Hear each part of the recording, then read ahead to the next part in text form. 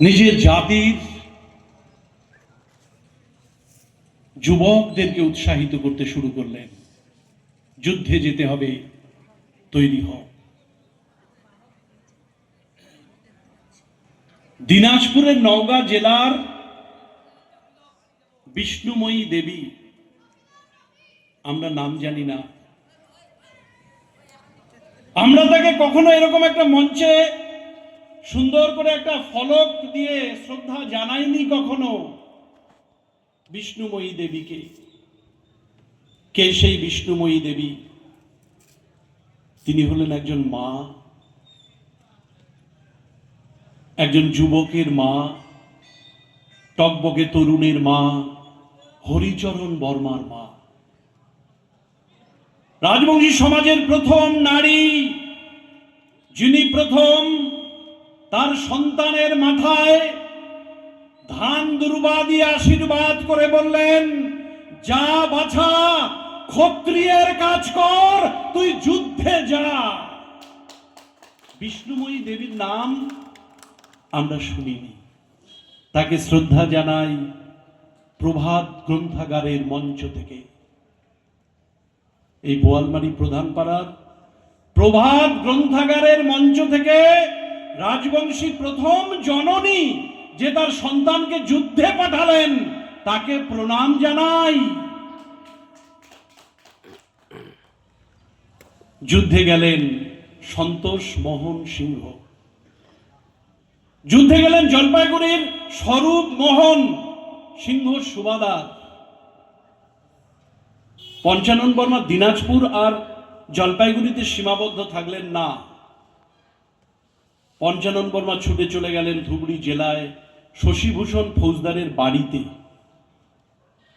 শশীভূষণ ফৌজদারকে গিয়ে অনুরোধ করলেন, শশীভূষণ বাবু, আর তো সময় নেই, অবকাশ নেই, ক্ষত্রিয়ত্ব প্রমাণের জন্য আমাদের যুবকদের যুদ্ধে প্রেরণ করতে হবে। ডাক পড়ল অমর সিং বর্মার। অমর সিং বর্মার ব্যাটালিয়নে শতাধিক ধুবড়ি জেলার যুবক যুদ্ধে যাওয়ার জন্য উদ্গ্রীব হয়ে উঠল ভৈরব উল্লাসে। সমর প্রাঙ্গণে আমরা যাব। কোথায়? ফ্রান্সে দুর্ধর্ষ জার্মান সেনাদের সঙ্গে যুদ্ধ করার জন্য। কোথায়? ইজিপ্টে, মিশর। অমরকোট উদ্ধার করতে হবে। ভয়ঙ্কর বিভীষিকাময় ইতিহাস, রোমাঞ্চকর ইতিহাস। এই ইতিহাসের একটা অক্ষরও আমাদের জানার সুযোগ হয়নি, সুযোগ করে দেওয়া হয়নি, সুযোগ বঞ্চিত করে রাখা হয়েছে, আমরা জানতে পারিনি।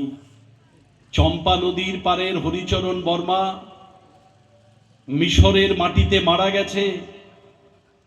শালকোচার পানিকান্ত বর্মা মিশরের মাটিতে সমর প্রাঙ্গণে নশ্বর দেহ ত্যাগ করিয়া দিব্যধামে যাত্রা করিয়াছে, আমরা জানি না। অমর সিং বর্মা মিশর থেকে চিঠি লিখে জানিয়েছেন শশীভূষণ ফৌজদারকে 1930 সালের 30শে নভেম্বর, 1919 সালের 30শে ডিসেম্বর, যে আমরা সমর প্রাঙ্গণে চাপরের হরিচরণ বর্মাকে হারালাম। সমর প্রাঙ্গণে নশ্বর দেহ ত্যাগ করিয়া শালকোচার বাণীকান্ত বর্মা দিব্যধামে যাত্রা করিয়াছে। এবং আমাদের অনেক সৈনিক যুদ্ধে অংশগ্রহণ করার সুযোগ পায়নি, তাই তারা আক্ষেপ প্রকাশ করিয়াছে। আমরা এখন সেনা বিশ্রামাগারে অবস্থান করিতেছি 1919 সালে। তাই আমার দাবি, যেখানে যাই সেখানেই সোচ্চার কণ্ঠে উচ্চারণ করি, প্রথম বিশ্বযুদ্ধ 1914 থেকে 1919-এর মধ্যে পরিসমাপ্তি। আজকে চলছে 2026, 106 বছর বা 7 বছর অতিক্রান্ত। আমার জাতির সৈনিক, আমার জাতির যুদ্ধে নিহত সৈনিক, যুদ্ধে অংশগ্রহণ করা, প্রত্যাবর্তন করে স্বাভাবিকভাবে মৃত্যুবরণ করা যে সমস্ত সৈনিক, তাদেরকে আমরা শ্রদ্ধা জানানোর সুযোগ পাইনি। তাই প্রভাত গ্রন্থাগারের এই প্রাঙ্গণ থেকে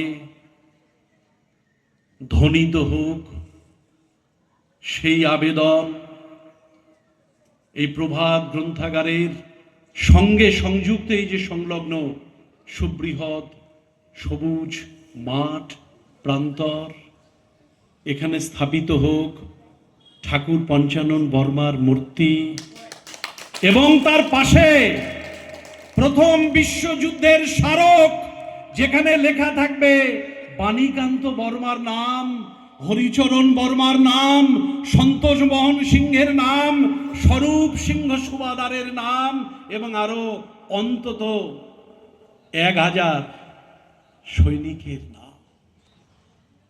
কেন্দ্র সরকারের অনুমোদন হয়তো প্রয়োজন হতে পারে, কিন্তু আমি জানি এখানকার যারা শুভচিন্তক, এখানকার যারা সমাজকর্মী, যারা প্রগাঢ় শ্রদ্ধা নিয়ে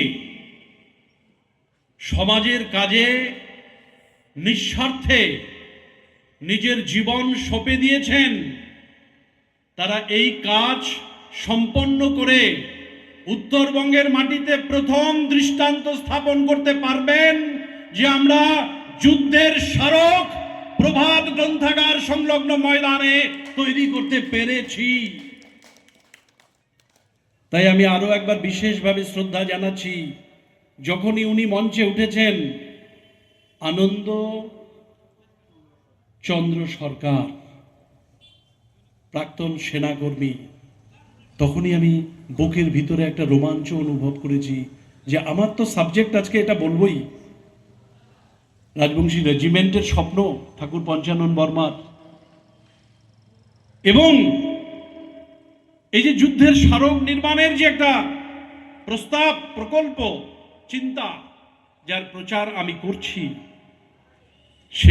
সেই মঞ্চে যখন আনন্দচন্দ্র সরকার উঠলেন, আসন গ্রহণ করলেন, আমি অত্যন্ত আনন্দিত হলাম। এবং আনন্দচন্দ্র সরকারের জীবদ্দশাতেই যদি এই যুদ্ধের স্মারক এখানে ছোট করে হলেও তার শিলান্যাসটুকু অন্তত পক্ষে যদি করা সম্ভব হয়, that will be a great instance, that will be a noble example in the holy soil of North Bengal. I demand and I claim, এটা আমার মনের ভেতর থেকে গভীর শ্রদ্ধার সঙ্গে উঠে আসা একটা আবেদন। গণেশ মণ্ডল এবং রতন কুমার রায়, জয়হরি রায়, ব্রজবাসী সিদ্ধা, যারা ক্লাব কর্মকর্তা আছেন, সবার কাছে আমার এই বিনীত আবেদনটুকু রাখলাম। মূলত এই আবেদনটুকু রাখার জন্যই আমার ছুটে আসা। বক্তব্য খুব বেশি দীর্ঘায়িত করার প্রয়োজন নেই।